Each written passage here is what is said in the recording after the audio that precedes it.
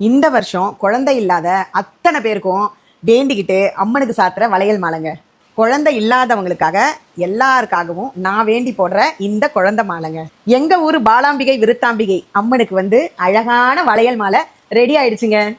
இன்னைக்கு ஆடிப்பூரம் இல்லையா, அதனால தான் நம்மளோட அம்மனுக்கு வளையல் மாலை கட்டணும்னு வளையல் எல்லாம் வாங்கிட்டு ரெடி பண்ணியாச்சுங்க. நம்ம அம்மனுக்காக 60 டஜன் வளையல் வாங்கியிருக்கோங்க. போன வருஷம் நம்ம ஆடிப்புறத்துக்கு அம்மனுக்கு வளையல் மாலை சாத்தின வீடியோ போட்டிருந்தேங்க. நான் வீடியோ போட்டதை பார்த்து நிறைய பேர் அம்மனுக்கு ஆடிப்புறத்துக்கு வளையல் மாலை சாத்தியிருக்காங்க. அது மட்டும் இல்லைங்க, எல்லாரும் என்கிட்ட தனிப்பட்ட முறையில் என்னோட நம்பருக்கு நான் குட் நியூஸ்க்கா அப்படின்னு சொல்லும்போது ரொம்ப ரொம்ப சந்தோஷமா இருக்குங்க. அதே போல் குழந்தை இல்லாதவங்கலாம் உண்மையான முறையில் போயிட்டு உங்களால் முடிஞ்சது ஏதோ ஒருத்தவங்களுக்காவது ஒரு வளையல் வாங்கி கொடுத்தோ அல்லது முடிகிறவங்க வளையல் மாலை சாத்தியோ செஞ்சு அந்த அம்மன்கிட்ட வேண்டிக்கிட்டோம்னா கண்டிப்பாக குழந்தை இல்லாதவங்களுக்கு குழந்தை கன்ஃபார்ம்டாக இருக்குங்க. அம்மனுக்கு வளையல் மாலையை சாத்திட்டு நீங்கள் என்ன வேண்டுனாலும் அந்த அம்மன் அள்ளி அள்ளி உங்களுக்கு தருவாங்கங்க. அதே போல் நினச்ச காரியம் கண்டிப்பாக நிறைவேறுங்க. வேலை இல்லாதவங்களுக்கு வேலை கிடைக்கும், குழந்தை பாக்கியம் இல்லாதவங்களுக்கு குழந்தை கிடைக்கும், செல்வம் இல்லாதவங்களுக்கு செல்வம் கொழிக்கும். நீங்கள் வேணால் செஞ்சு பாருங்கள்.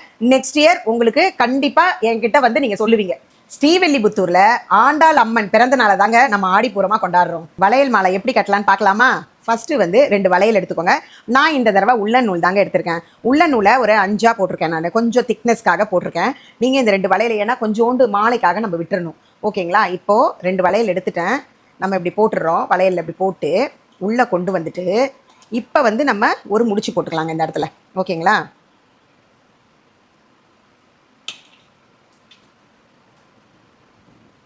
ஒரு முடிச்சு போட்டுறோம். ஓகேங்களா? ஸ்ட்ராங்காக முடிச்சு போட்டுறோம். அடுத்தது இதை இப்படி திருப்பிக்கலாம். அடுத்தது 2 வளையல் எடுத்துக்கிட்டு இப்படி நீட்டாக இருக்கு இல்லைங்களா, இதை நம்ம இதை இப்படி போட்டு இந்த கையை இப்படி உள்ளே விட்டு இதை இப்படி எடுத்துட்டு அவ்வளோதான். இப்போ இது ஸ்ட்ராங்காக இருக்காதுன்னு நினைக்காதீங்க, ஸ்ட்ராங்காக இருக்கும். ஓகேங்களா? அடுத்தது நம்ம 2 வளையல் எடுத்துக்கலாம். இதை உள்ளே விட்டுறலாம்.